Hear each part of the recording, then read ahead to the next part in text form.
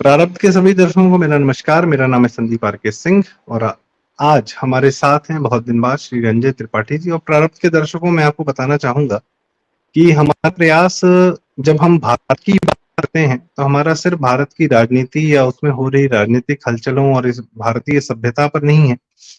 उसके अलावा जो भारत के लिए जो सबसे महत्वपूर्ण बात है वो इसकी टेक्नोलॉजी, वो उसका जो प्रोग्रेसिव जो जिस तरीके से वह अपने भारत में विज्ञान सदैव पूजनीय रहा है। हमारे ऋषि महर्षि सदैव वैज्ञानिक रहे हैं और तभी हम कहते हैं कि अर्थशास्त्र हो या अरिथमेटिक हो या ज्योमेट्री हो या अ, कुछ भी हो, उन सब में भारत का सदैव दखल रहा है, अलजेब्रा वगैरह और इवन कैलकुलस।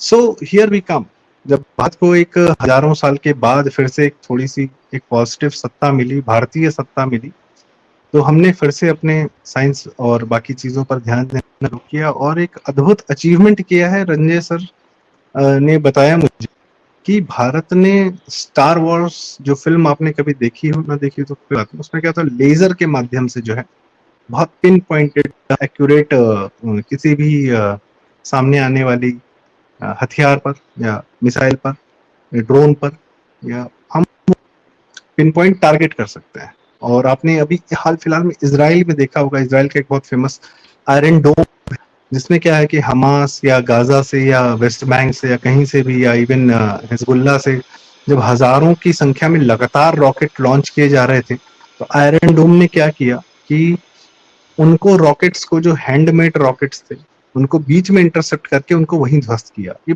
अद्भुत टेक्नोलॉजी, उसका एक बड़ा स्वरूप हमारे पास रशिया से जो हमने भारत ने S-400 मिसाइल सिस्टम खरीदा, कि जो बॉर्डर्स पे इंटरसेप्ट करता है कि कोई मिसाइल आ रहा है तो आपको उसको बीच रास्ते में कैसे ध्वस्त कर सकते हैं। वो ड्रोन वो ट्रैक भी करता है और तुरंत रिस्पॉन्ड भी करता है। और इसके लिए अमेरिका ने हमें किया, लेकिन हमने अमेरिका की छाती पर चढ़कर रशिया से S-400 खरीदा। और इसके बियॉन्ड भी अपनी भारत ने जो है ड्रोन टेक्नोलॉजीज जो है बहुत ज्यादा डेवलप की हैं। और क्या है कि कर्नाटका में अभी हम एक अपना पूरा सिस्टम रडार का लगाने जा रहे हैं जो 6000 किलोमीटर रेडियस में रेडियस में वो पूरा मॉनिटरिंग करेगा कि भारत की सीमा या अंतर्राष्ट्रीय सीमा में कौन आ रहा है, क्या आ रहा है, क्या कर रहा है, क्या नहीं कर रहा है। यह जो है भारत के पास टेक्नोलॉजी आ गई। इसके अलावा एक अद्भुत टेक्नोलॉजी और आई है कि लेजर गाइडेड पिन पॉइंटेड हथियार भी आ गए हमारे पास। रंजय सर जरा बताना चाहेंगे क्या किया है डीआरडीओ ने, जो पहले डिमोट हुआ करता था कांग्रेस सरकार में, खाली बेचारे साइंटिस्ट में बैठे रहते थे, कुछ कर नहीं पाते थे। और आज हमारे भारत के वैज्ञानिक जो हैं सुरक्षित भी हैं भारत सरकार के माध्यम से और भारत के बढ़ोतरी में पूरा योगदान दे रहे हैं। Sanjay sir, over to you. जी संदीप जी, आपको नमस्कार। प्रारंभ के सभी दर्शकों को नमस्कार। तो खैर ये समाचार तो थोड़ा पुराना हो गया, 4-5 दिन पुराना हो गया। होता ये है कि आप देखते होंगे कि आजकल ये ड्रोन होता है ना, छोटे छोटे ड्रोन जो आपने एक तो देखे होंगे, जो शादी ब्याह में लोग ऊपर से ड्रोन नचा नचा करके फोटोग्राफी वगैरह करते हैं। और आजकल वेपन सिस्टम में भी आ गया है कि ड्रोन आप उड़ाइए और उस ड्रोन से तमाम चीज़ें किया जा सकता है। जैसे फॉर एग्जांपल, तो संदीप जी आपको नमस्कार और प्रारंभ के सारे दर्शकों को नमस्कार।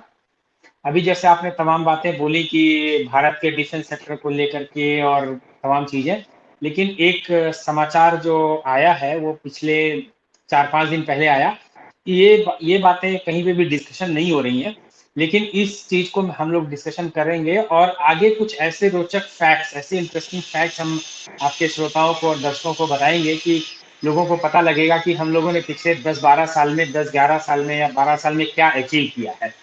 हम अभी पहले बात करते हैं कि भी आने वाले समय, अभी जो 5 दिन पहले डीआरडीओ ने जो डेमोन्स्ट्रेट किया है, उसमें क्या हुआ है कि आ, दुनिया में ड्रोन का उपयोग बहुत तरीकों से हो रहा है। एक तो आम छोटा मोटा शूटिंग वूटिंग अपना शादी ब्याह में, दूसरा एक ड्रोन का प्रयोग जो है ना, स्मगलर्स भी करते हैं। ड्रोन का उपयोग आतंकवादी भी कर रहे हैं। ड्रोन का उपयोग जो है आपकी दुश्मन आर्मी भी कर रही है। ये अनमैन्ड व्हीकल्स हैं, इसमें कोई होता नहीं है, जिसमें कोई कोलेट्रल डैमेज नहीं होता है, कोई इंसान नहीं मरता है। आप किसी ड्रोन पे, एक बड़ा ड्रोन लीजिए, उसके अंदर में हथियार डाल दीजिए, उसके अंदर में ड्रग्स डाल दीजिए और उसको उड़ा दीजिए और उसको कहीं पे भी ड्रॉप कर दीजिए और ड्रोन को वापस बुला लीजिए। तो क्या होता है कि ऐसी समस्या हमारे जो ईस्टर्न बॉर्डर है उससे बहुत आती है, मतलब वेस्टर्न बॉर्डर पे, पाकिस्तान वाला जो बॉर्डर वहां बहुत आती है। पूरा रन ऑफ कच्छ से लेकर के आप जम्मू कश्मीर तक जाएंगे तो आप देखेंगे कि इतना बड़ा बॉर्डर है, इतने बड़े बॉर्डर पे ड्रग्स की और हथियारों की स्मगलिंग वगैरह है। तो अब क्या हो किया है भारत, उन ड्रोन को जाहिर सी बात है हम लोग जब इंटरसेप्ट करते थे और उसको मारते थे। अभी क्या हो रहा है कि भारत ने, डीआरडीओ ने जो है एक सिस्टम डेवलप कर लिया है जिससे कि भारत 4 लोगों की एलाइट क्लब में आ गया है। अमेरिका, रूस, चीन और भारत, 4 लोग, जो कि जो भी ये ड्रोन्स होंगे वो right from 400 metres to 1000 metres तक के जो भी ड्रोन्स आएंगे, या ड्रोन्स, उन ड्रोन्स को हम एक जगह पे एक लेजर गाइडेड एनर्जी सिस्टम हमने बनाया है। एक ऐसा सिस्टम बनाया है कि जैसे फॉर एग्जांपल आप फिल्मों में देखते हैं ना, स्टार वॉर फिल्म वगैरह में देखे होंगे कि लेजर गाइड किया और उस गाइड पे जा करके मिसाइल लग गई। तो हम लोगों ने क्या किया, अब हम लोग उसके ऊपर में मिसाइल नहीं मारने वाले हैं, हम लोग एनर्जी क्रिएट करेंगे और एनर्जी जाकर के उस ड्रोन को खत्म कर देगी। अब होता कैसे क्या है कि तमाम एक लाइट का पाथ जनरेट होता है, जो लेजर, हम ज्यादा टेक्निकल नहीं जाएंगे, तमाम ऑप्टिक्स को यूज करके लाइट को जो है एम्पलीफाई किया जाता है और उस लाइट को एक सोर्स दिया जाता है। लाइट वो जो होती है लेजर की, वो बहुत ही ज्यादा पॉइंटेड होती है, स्कैटर्ड लाइट नहीं होती, बिल्कुल एक पॉइंट पे लाइट जाती है। हम क्या करते हैं, क्या करेंगे कि जब भी कोई ड्रोन आएगा या किसी ड्रोन को हमें मार गिराना होगा तो हम उस ड्रोन पे हम एनर्जी डालेंगे, लाइट एनर्जी डालेंगे थ्रू लेजर। अब वो क्या करेगा, वहां पे जाकर के हाई एनर्जी क्रिएट करेगा और हाई एनर्जी क्रिएट करने से क्या होगा, वहां पे ब्लास्ट हो जाएगा तो ड्रोन जो है वो हम उसको ड्रोन को मार सकते हैं। होता क्या रंजय है भाई, कि जी मैं थोड़ा सा मतलब समझना और प्रयास करूंगा इस बात को समझने का। जैसे हमने कभी क्या है, हमारे पास हाथ में टॉर्च रही, तो हमने बचपन में कोहरे में टॉर्च जलाई और उसका मुझे जो है, जो लाइट का स्कैटर दिखा वो इस तरीके से दिखा। ठीक है, एक एक एंगुलर लेवल पे वो फिर उसका क्षेत्र बढ़ता है लेकिन उसकी जो फोकस है वो कम होता जाता है। और जी लेजर जो है उसका जो है क्या, वो क्षेत्रफल कम होता है और उसका फोकस ज्यादा होता है। बचपन में हमको अभी भी वो एक छोटी सी ना बटन टाइप में मिल जाती है लेजर लाइट्स, जिसको हम बटन दबाते हैं तो किसी के माथे पे हमेशा लाल टाइप का बिंदी बना देते हैं या कुछ उस तरीके से खेलते हैं। ठीक है, तो ये वह लाइट है या यह वो एनर्जी है जो बड़ी है तो फोकस्ड, पर वह कोई समस्या पैदा नहीं करती है, वो कोई दिक्कत पैदा नहीं करती क्योंकि उसका एनर्जी लेवल बहुत कम है। तो क्या हमने ऐसी टेक्नोलॉजी डेवलप कर ली है कि जिसके माध्यम से हम फोकस्ड भी हैं, शार्प भी हैं, रेंज भी हमारी लंबी है और हम पूरी एक बड़ी एनर्जी को, हीट एनर्जी, लाइट एनर्जी, जिससे हम कोई चीज ध्वस्त कर सके, ये हम बड़े पॉइंटेड रूप में रात्रि में या दिन में या दोपहर में कभी भी कहीं भी कर सकते हैं। क्या कुछ ऐसा है? हम अगर एक लेमन की भाषा में समझे तो आपने देखा होगा, अगर आप एक लेंस लें और उसको सूरज की रोशनी में डालें तो आपको लेंस के ऊपर तो कोई दिखेगा नहीं कि कोई लाइट सोर्स आ रहा है या कुछ आ रहा है। लेकिन अगर उसके जिस जगह पे एक पेपर को लेंगे, उस पेपर के नीचे पे जहां पे पॉइंट करेंगे, उस एक पॉइंट पे आपको वो लाइट एनर्जी पड़ती नजर आएगी। जब वहां पे हम्म वो लाइट एनर्जी पड़ती रहेगी, एक ही जगह पे लाइट पड़ती है, ये लेंस क्या करता है, उस लाइट को उस पॉइंटेड करके एक ही जगह पे वो सनलाइट को पॉइंट करता है। जब वहां पे एक फोकस पे रहेगा तो उस फोकस पे वो सन की एनर्जी जनरेट होती है and that energy turns into fire. It's जो सिंपल लॉ सन ऑफ से लाइट मिल कंजर्वेशन। रही है वो तीन हिस्सों में है, अल्ट्रावायलेट है, इंफ्रारेड है, उसके बीच के जो 7 हमारे पास वेबग्योर है। तो हम्म इंफ्रारेड मतलब हमारे पास हम सेक्शन है वी जिसमें go for heat energy infrared. ज्यादा है, हीट एनर्जी, लाइट एनर्जी दोनों एक साथ आती है, तो वो हीट इंफ्रारेड एनर्जी को भी इंफ्रारेड कंसंट्रेट कर देता है। हम लोग इंफ्रारेड की बात कर रहे हैं। जब आई आर होगा, हम I R is not visible, you can not see, एक पॉइंट पे जाएगा। मेरा जो फेसबुक पेज है, आप चाहेंगे तो मैं आपको लिंक दे दूंगा। उस लिंक पे आप देखेंगे हम लोगों ने एक लैब है, उस लैब के अंदर में हम लोगों ने एक लेजर की लाइट को डायरेक्शंस दिए हैं अलग अलग। एक टेबल है, उस टेबल के ऊपर में अलग अलग ऑप्टिक्स लगाए हैं, तो लाइट जाती है, पूरे रास्ते में हमको लाइट नहीं दिखेगी, बट एक फोकस पे जाएगी, फिर दूसरे पे जाएगी, इस तरह से we can give different different different directions to the laser. तो जिस जगह पे वो ऑप्टिक्स को आप एडजस्ट करेंगे, लेजर उधर चला जाएगा, and that optics as a guiding. अब क्या होता है कि जहां पे आप एज एन एग्जाम्पल मान लीजिए यहाँ पे कोई एक ऑब्जेक्ट है, यहाँ से लेजर जाती है, तो यहाँ से लेजर की एक खासियत ये भी कि जब यहाँ पे लेजर लगेगा तो जिसका जो रिफ्लेक्शन होगा दैट इज ऑल्सो स्ट्रेट, ये रिफ्लेक्ट होकर के मैक्सिमम स्ट्रेट आती है। तो ये जो हमारा जो यहाँ से कम्युनिकेशन जाना और यहाँ से कम्युनिकेशन आना, बोथ आर वेरी एक्यूरेट, समझ रहे हैं ना, दोनों का जो ट्रांसमिशन है यहाँ से वो दोनों बहुत एक्यूरेट है, और एक ही पॉइंट पे एक ही जगह पे अगर आप यहाँ एनर्जी दिए जा रहे हैं तो that will turn into a heat energy, और heat energy will start fire. तो हम क्या कर रहे हैं कि हम कोई बम बारूद गोला कुछ यूज नहीं कर रहे हैं, हम सीधे लाइट एनर्जी दे रहे हैं, और उस लाइट एनर्जी में हम इतना, जब लेजर का यही खासियत है कि आपने कर दिया और उस वो लेजर फिर आपका पीछा करती रहेगी जहां जाएगा, क्योंकि drone will be a moving object. ये मूविंग ऑब्जेक्ट आपने जब आपने एक कोई रॉकेट मारा या कुछ अपने मिसाइल मारा या कोई अपने बम मारा, तो वो तो एक पॉइंट पे जाएगा और वहां पे जाके ब्लास्ट करेगा और जाके गिर जाए। लेकिन जब आप लेजर का गाइडेंस देते हैं तो वो लेजर, अब आपने जिसको लॉक कर दिया, वो लेजर जहां जहां वो आपका ऑब्जेक्ट जाएगा वहां वहां जाकर के उसी पॉइंट पे एनर्जी देती रहेगी। तो जब आपका ड्रोन मूव करता जा रहा है तो आपका जो ऑप्टिक सिस्टम है वो उस ऑप्टिक सिस्टम उसके साथ साथ में उस लेजर को उस सिस्टम को मूव करा रहा है, और वो मूव करेगा वहां पे जाकर के वो उस एनर्जी पे वहां पे जाकर के वो एनर्जी इतनी जनरेट कर देगी कि it will turn into fire and it will blast that drone. मतलब ये उसको ट्रैक भी करेगा और उस पर हमला भी करेगा विद इन मतलब माइक्रो क्या नैनो सेकेंड्स, तुरंत यस ट्रैक किया और तुरंत हमला कर दिया। यस, इसके लिए डीआरडीओ ने जो है वो एक वीडियो भी रिलीज किया है। वो फिर वीडियो में उन्होंने एक ड्रोन को अपने उस गाइडेड सिस्टम से ब्लास्ट करके भी दिखाया है। वो डीआरडीओ की ट्विटर हैंडल पे उधर वो अवेलेबल है, या बहुत सारे ऐसे जो यूट्यूब चैनल्स हैं उधर भी उन लोगों ने जब न्यूज दिखाया तो ये आगे किया हुआ है। तो हम मेन चीज ये है कि ये वीडियो भी शेयर करेंगे सर जी। जी ये वीडियो भी शेयर करेंगे, और लाइट लैब में लेजर, वो लेजर जो लैब में जनरेट होती है, it is not harmful, it is not giving you the burning और द ब्लास्ट और समथिंग, लेकिन वो स्टडी के लिए होता है कि हम लेजर को कहाँ कहाँ किस किस डायरेक्शन में कैसे कैसे मूव कर सकते हैं, क्या ऑब्जेक्ट लगा करके किस किस क्या हम तुरंत मोड़ सकते हैं या किस एंगल पे मोड़ सकते हैं, वो बहुत it's all experiment in the lab. तो क्या होता है कि वो मेरा वो पेज पे है, मैं आपको वीडियो भी भेज दूंगा, मेरे पास वो वीडियो है, तो आप चाहे तो उस वीडियो को इस पे अपलोड कर देंगे तो आप दर्शक जो है प्रारंभ को देख लेंगे कि लेजर लैब में कैसे जनरेट होती है। अब उसी को आपने एक as a warfare as a weapon आपने उसको एम्पलीफाई कर दिया। अब वो लाइट सोर्स जो कि जस्ट मूव करती थी, आप डायरेक्शंस लेते थे, अब वो you can convert it into energy, high energy, इतना हाई एनर्जी कि it will destroy the drone. मुझे लगता है अगर एक ड्रोन को हम एक बहुत छोटे, देखिए बड़े टारगेट तो जैसे डेविड और गोलियात की कहानी है वो एक अलग कहानी है, तो उसमें यही था कि डेविड बहुत बड़ा है, गोलियात बड़ा है, पर उसको उसकी दिक्कत ये है, उसकी समस्या है कि वो बहुत बड़ा है, तो उस पर चोट लगाना बड़ा आसान है। पर यदि अगर हमारा दुश्मन ही बहुत छोटा हो तो उसको ढूंढना, उसको ट्रैक करना, उस पर हिट करना वो बहुत डिफिकल्ट हो जाता है। अगर इसीलिए बहुत ये वो उसकी सिस्टम है, साइज मैं छोटा हो बताता हूँ। तो मूवमेंट भी उसका लगातार मूवमेंट हो, 360 डिग्री मूवमेंट हो, वो मतलब 3D जोन में अगर वो मूव कर रहा हो दाएं बाएं दिस दैट व्हाटएवर, ठीक है।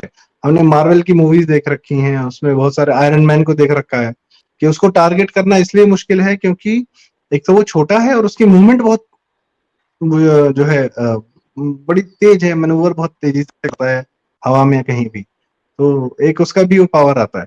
पर यदि हम उसको भी हिट कर सकते हैं, उस प्रकार की किसी हरकत को, जो आपने बताया कि ड्रोन ड्रग्स लेके आ रहे हैं, हथियार लेके आ रहे हैं, पंजाब में गिरा रहे हैं, और कहीं ना कहीं से भाई पाकिस्तान को और कुछ तो आता नहीं है, टेक्नोलॉजी का इस्तेमाल करना एक ही तरीके से आता है कि हाँ ड्रग्स भेज दो, हथियार भेज दो, ढंग का काम मत करो, बस यही सब नौटंकी करो। या आप मणिपुर में देख रहे हैं, या आप बांग्लादेश में आजकल अफीम की खेती और इस तरीके से सारी चीजें देख रहे हैं कि जहाँ इस्लाम हावी हो जाता है वो लगता है अफीम की खेती करने, ओपियम की खेती करने और यही सब करने के, ड्रग भेज दो, हथियार भेज दो, तो चाहे बांग्लादेश बॉर्डर हो चाहे पाकिस्तान बॉर्डर। तो इनके अगर वो अडॉप्ट कर रहे हैं तो हमको भी तो प्रतिरक्षा में अडॉप्ट करना है, और यह कार्य डीआरडीओ ने किया है। मुझे बड़ा मतलब मैं बड़ा सरप्राइज्ड हूँ कि मुझे यह तो अंदाजा था कि हमारे साइंटिस्ट में क्षमता है, पर क्या डीआरडीओ जैसे ऑर्गेनाइजेशंस में ये क्षमता पहले थी, तो क्यों नहीं उन्होंने पहले इस तरीके से मतलब डीआरडीओ बड़ा डिफंक्ट ऑर्गेनाइजेशन था। What happened, what changed? देखिए, मिनिस्ट्री ऑफ डिफेंस में जो है बहुत सारे चेंजेस हुई, जो कि आम आम जो इट इज अवेलेबल, मतलब ऐसा नहीं है कि हम कोई ऐसी चीज बोल रहे हैं कि जो डिफेंस में का कोई गोपनीय बातें बोले, it is available in public domain, लेकिन इसके ऊपर में डिस्कशंस लोग नहीं करते हैं, नहीं इसके बारे में कोई न्यूज चैनल रिपोर्ट करता है, मिनिस्ट्री मीडिया हो या मैक्सिमम कोई यूट्यूब चैनल्स वगैरह से बात नहीं करते। Most of the times politics और इधर उधर की बातें चलती रहती है। हुआ क्या है कि एक तो हमारा डिफेंस रिसर्च डेवलपमेंट ऑर्गेनाइजेशन है, जो कि अलग अलग चीजों पे आर&डी करता है।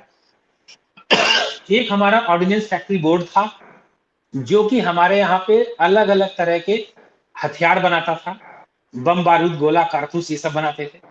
और एक हमारा जो सिस्टम था कि हम अपने जो सैनिक हैं उनके लिए जो यूजफुल प्रोडक्ट्स हैं उनके लिए हम क्या कर रहे हैं। तो क्या होता था, आपको जान के सरप्राइज होगा संदीप जी, कि जो ऑर्डिनेंस हमारे पास, जो ऑर्डिनेंस बोर्ड जो चल रहा था, it was created in 1775 by Britishers. What, 1775? 1775 में ब्रिटिशर्स ने भारत में बनाया था बोर्ड ऑफ ऑर्डिनेंस। उस बोर्ड ऑफ ऑर्डिनेंस का काम था कि जगह जगह पे, मोस्टली कलकत्ता रीजन में, कानपुर सर में मैं और मैं मैं बताऊं, अगर आपने मुझे बोला होता कि 1975, तब भी मेरे कान खड़े हो जाते, मेरे तोते उड़ जाते। पर यू आर सेइंग कि 17 से 250 साल पहले, 250 या साल पहले जी जी जी जी हम उस 1770। व्यवस्था पर आज भी काम कर रहे थे। मैं आपको बता रहा हूँ, थोड़ा कंप्लीट कर दीजिए। 1775 में बोर्ड ऑफ ऑर्डिनेंस बनाया, और उस बोर्ड ऑफ ऑर्डिनेंस का काम था कि भारत के अंदर में, मतलब बंदूकें, कारतूस, बम बारूद ये सब बनाना। और इन्होंने जो है अलग अलग जगह पे अंग्रेजों ने इसकी फैक्ट्रियां लगाई। बहुत सारी फैक्ट्रियां वेस्ट बंगाल कलकत्ता के आसपास लगाई, कुछ फैक्ट्रियां इन्होंने कानपुर में लगाई, कुछ फैक्ट्रियां इन्होंने इटारसी के आसपास लगाई, मतलब ऐसे करके इन्होंने फैक्ट्री लगाई। And their count was somewhere around 35 factories इन्होंने लगाई थी। ठीक है, हम 1775 से लेकर के सन 2014 तक हमारा वो 35 फैक्ट्री से हमारा काउंट आया 41।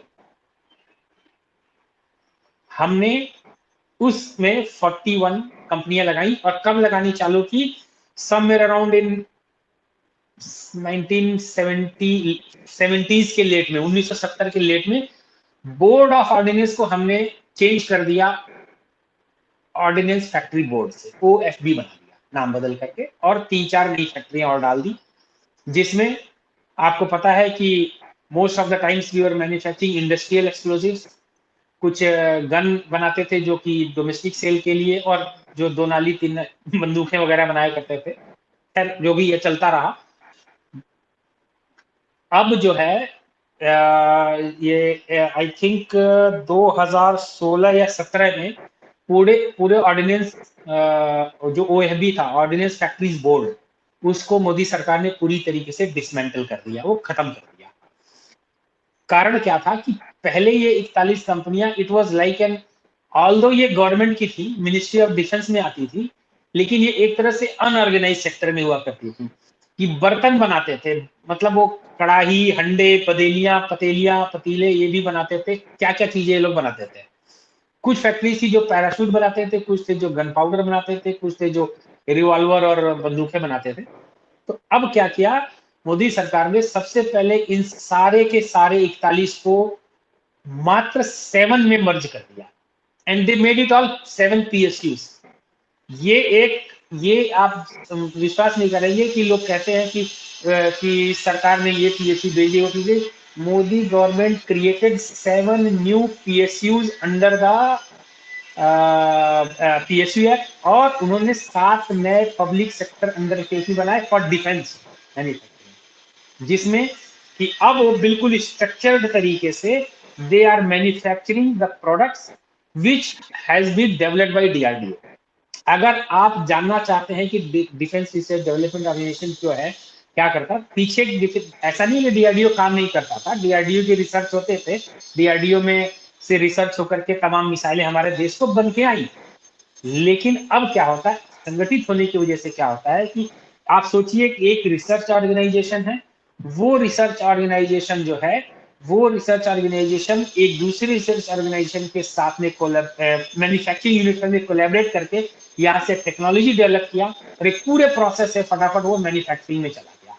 यू नो, एक बहुत proper coordination between the research and the industry, and that industry belongs to the government of India under PSU।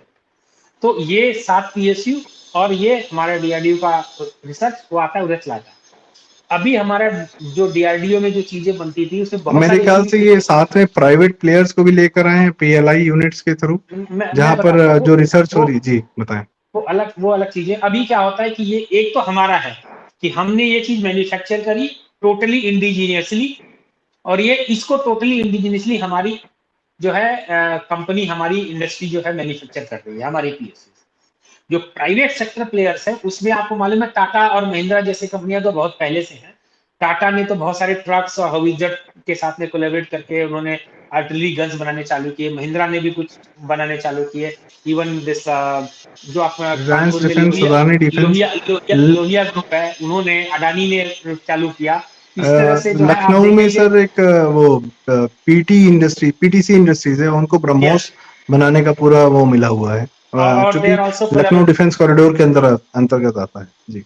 और वो लोग साफरान के साथ में भी aircraft part, Safran is a French company which is manufacturing aircraft, तो Safran के aircraft parts भी ये लोग यहाँ पे बना रहे हैं। तो एक सेक्टर ये हुआ कि जो गवर्नमेंट ओन्ड है, एक सेक्टर ये प्राइवेट प्लेयर्स है। They will make the things in India, they will manufacture the things in India and they will sell it to the government of India, and it will be exported also abroad as per Indian shipping bill, Indian export shipping bill. तो क्या होगा कि जो manufacturing यहाँ पे Safran करेगी, या जो मैन्युफैक्चरिंग यहाँ पे दासो करेगी, यहाँ पे जो मैन्युफैक्चरिंग थालेस करेगी, ये सारी कंपनीज जो मैन्युफैक्चरिंग यहाँ पे होगी, तो अगर इस चीज को यहाँ से एक्सपोर्ट किया जा रहा था, it is going to be exported under Indian shipping bill. Shipping bill का मतलब आप मालूम है, जब इंपोर्ट करते हैं तो बिल ऑफ एंट्री होती है, जब एक्सपोर्ट करते हैं तो शिपिंग बिल होता है, वो एक्सपोर्ट माना जाता है इंडिया से। तो ये है। और इससे जो है, इससे क्या फायदा हो रहा है कि हमारे कंट्री जस्ट कुछ साल पहले जब हम एक बहुत बड़े हथियार इंपोर्टर हुआ करते थे, अब हम इंपोर्टर के साथ में बहुत बड़े, one of the biggest, one of the top 7 countries हैं जो कि दुनिया भर के ऑर्डिनेंस के इक्विपमेंट्स या एक्सेसरीज बना करके इंडिया से एक्सपोर्ट कर रहे हैं, लगभग 100 कंट्रीज। क्या इसका कारण यह है कि भाई भारत एक बड़ा देश है, हमको लगता है कि चलो दुनिया में हम एक कहीं स्थान रखते हैं, हम कांग्रेसी मानसिकता और वेस्टर्न मानसिकता से हमें ग्रसित कर दिया गया कि हम बहुत बड़े नहीं है या हमारी इकोनॉमी बड़ी नहीं है, this that what not. But Bharat से भी गरीब बहुत सारे देश हैं, सैकड़ों देश हैं जिनको लो कॉस्ट पर एक कायदे का डिफेंस सिस्टम चाहिए। अब अफ्रीका के जितने देश हैं, ग्लोबल साउथ आता है, पूरा अफ्रीका यूनियन आता है, मोदी जी उसको G20 में वेलकम करते हैं। फिलीपींस है, फिलीपींस को हम ब्रह्मोस बेच रहे हैं। इंडोनेशिया है, या इस तरीके के और बहुत सारे ऐसे देश हैं जहाँ की इकोनॉमी बहुत बड़ी नहीं है, पर हाँ उनको भी डिफेंस इक्विपमेंट्स इस तरीके की बेसिक चीजें चाहिए। तो उनको F-35 नहीं चाहिए, लेकिन हाँ ठीक है, तेजस चलेगा, छोटी मोटी चीजें भी चलेंगी।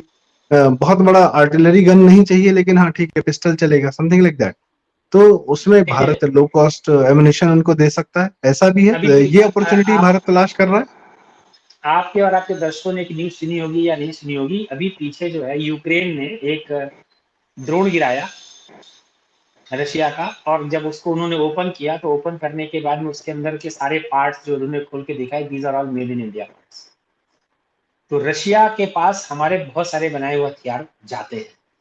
आर्मीनिया और अजरबैजान की आपस में लड़ाई चलती है, उसमें से एक कंट्री हमारे से सारा हथियार एक्सपोर्ट करती है, और दूसरी country it is supported by Turkey, and हमारे दिए हुए हथियारों में टर्किश हथियारों को खरा को मतलब उर्दू भाषा में बोले तो नेस्तनाबूद किया है। ठीक है। तो इस तरह की चीजें हैं। तो हम, भाई देखिए, मैं सिंपल बात बोलता हूं कि जब कोई भी वॉर होती है, सीरिया वॉर चल रही हो या रशिया यूक्रेन वॉर चल रही हो, इजराइल हमास वॉर चल रही हो, या वर्ल्ड में कहीं भी कोई भी वॉर चल रही हो, तो हथियार लोग यूज करते हैं। कोई भी ऐसी कंट्री नहीं है कि जो कि 100% अपने ही हथियार अपनी चीज यूज करती है। इवन जो अमेरिका में जो हथियार बनते हैं उसमें बहुत सारी चीजें, बहुत सारे पार्ट्स वो ग्लोबली वो सोर्स आउट करके वो अपने हथियारों में लगाते हैं और देन उसको बनाते हैं।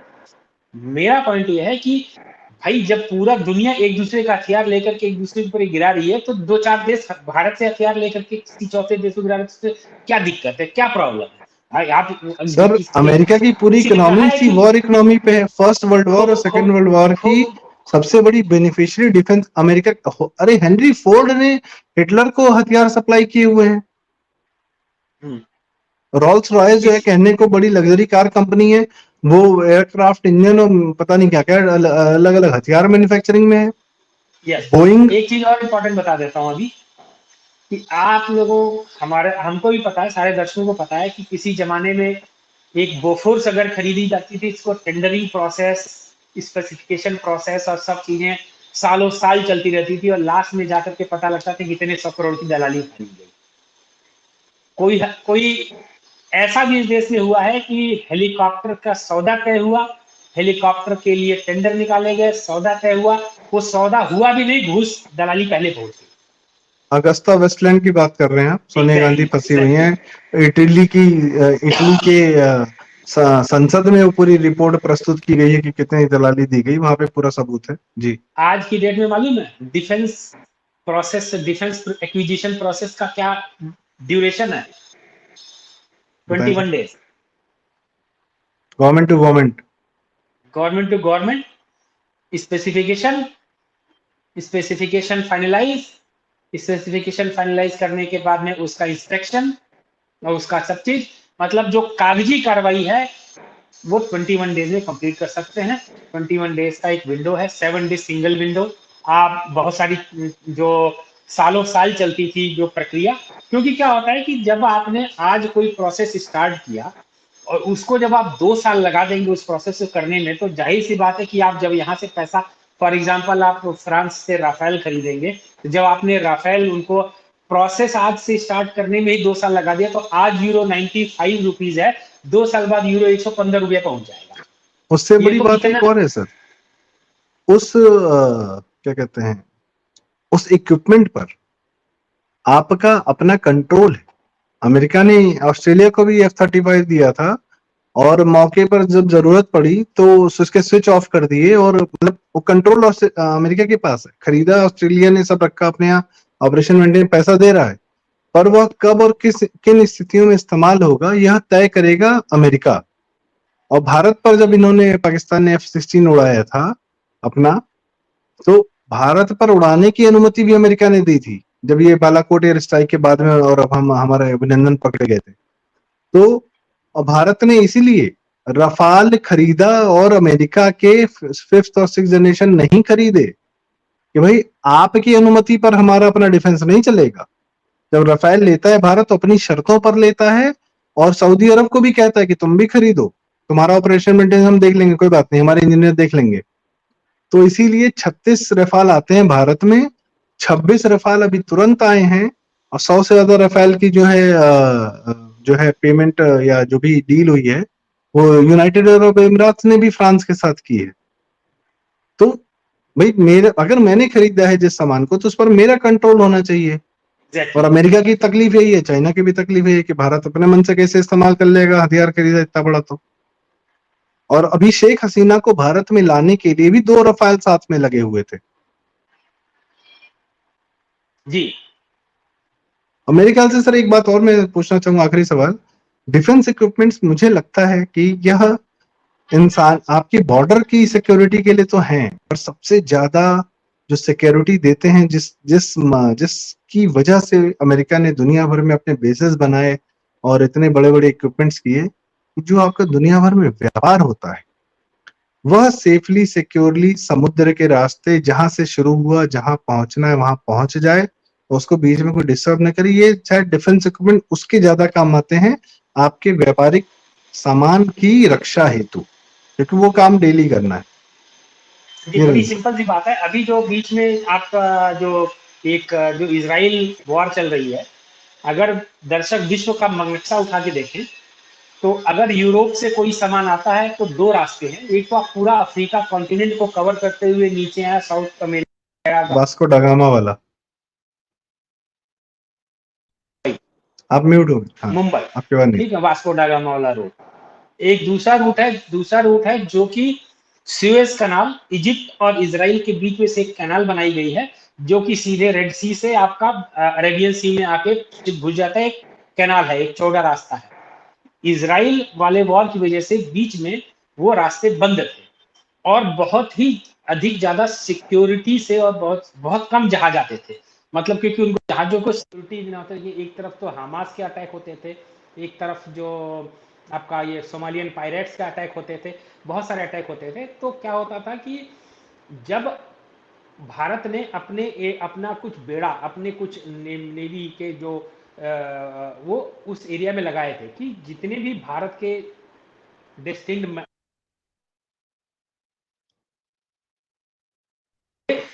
सीधे पहुंच जाएगा। तो उसमें आप देखेंगे कि उस सुरक्षा के लिए भारत के 6 जहाज थे, फ्रांस का 1 था, अमेरिका का 2 था।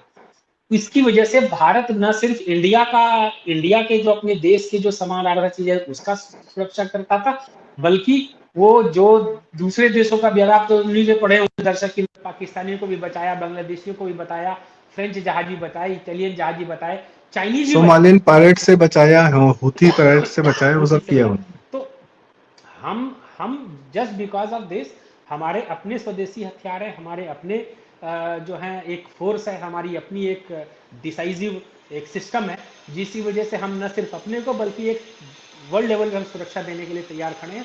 तो ये जितना ज़्यादा हम इसको इंडिजिनाइज कर लेंगे, जितना ज़्यादा हम अपने स्वावलंबी हो जाएंगे, उतना ज़्यादा हमारे लिए अच्छा रहेगा, उतना ज़्यादा हम शांति जी। बनाए रखेंगे। जी रंजय भाई, जी आपने बहुत बड़ी बात बताई। और बात यह नहीं है कि आत्मनिर्भर भारत होने का मतलब यह है कि आप अपनी रक्षा हेतु आत्मनिर्भर हैं, आप अपने सामान प्रोड्यूस करने हेतु आत्मनिर्भर हैं, बल्कि सबसे महत्वपूर्ण है कि आपका सामान जो आपने प्रोड्यूस किया है वह दुनिया में मौके पर जिसने खरीदा है आपसे, उसके दरवाजे पर सेफली सिक्योरली डिलीवर हो जाए, उसकी रक्षा भी आपके लिए है, आपकी ही जरूरत है और आपकी जिम्मेदारी है। तो यह जो है भारत कर रहा है, और इसलिए तमाम तरीके के डीआरडीओ से इस तरीके के इक्विपमेंट्स और लेजर गाइडेड चीजें जो हैं, आपके ड्रोन्स जो डिस्टर्ब कर रहे हैं। आज के डेट में नया भविष्य जो है युद्ध है वो ड्रोन्स के माध्यम से ही है। ड्रोन्स में पीएलआई स्कीम्स डाल दी गई हैं। ड्रोन्स के लिए भारत ने भारत के जोन्स डिफाइन कर दिए गए हैं कि कहाँ पर ग्रीन जोन है, कहाँ पर ऑरेंज जोन है, कहाँ पर रेड जोन है। रेड जोन में आप नहीं उड़ा सकते हैं, ऑरेंज जोन में परमिशन के साथ उड़ा सकते हैं ड्रोन, ग्रीन जोन में बिना परमिशन के उड़ा सकते हैं, और टोपोग्राफी कर सकते हैं, जो भी आप कार्य कर सकते हैं।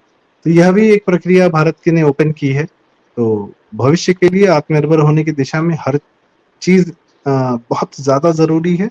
और यह जिसके बारे में रंजन जी ने जानकारी दी कि डीआरडीओ ने क्या अद्भुत चीज डेवलप की है, स्टार वॉर्स लेवल का जो वेपन डेवलप किया है, kudos to the scientist of Bharat. And thank you government of India, जो आप इनको सुरक्षित रखते हैं, इन साइंटिस्ट को इनको बचा कर रखते हैं, सीआईए के हाथों मरने नहीं देते हैं जो पहले हुआ करता था। तो और पूरी तरह सुरक्षित रखते हैं इनको, सही इन्वायरमेंट देते हैं और सही इंसेंटिव देते हैं ताकि यह लोग रिसर्च में इस प्रकार की चीजें डेवलप करें, भारत हित करें। तो इसी के साथ रंजन भाई बहुत बहुत धन्यवाद, आपने हमको इन्फॉर्मेशन दी। उम्मीद है कि आप नई नई जानकारियों के साथ इस प्रकार की टेक्नोलॉजिकल जानकारियों, और न सिर्फ टेक्नोलॉजिकल जानकारियों बल्कि उन लोगों को भी सामने लेकर आएंगे जो ये इस प्रकार के रिसर्च एंड डेवलपमेंट में भारत में योगदान कर रहे हैं। तो दर्शकों बहुत बहुत धन्यवाद, आपने हमने सुना। और यदि आपको यह बात काम की लगी हो, या जानकारी, या ये जो चर्चा है यह काम की लगी हो, जानकारी प्रबुद्ध लगी हो, तो कृपया वीडियो लाइक करें, शेयर करें, कमेंट्स में अपनी राय हमें जरूर बताएं, और चैनल जरूर सब्सक्राइब करें। प्रारब्ध, बहुत बहुत धन्यवाद, नमस्कार, प्रणाम।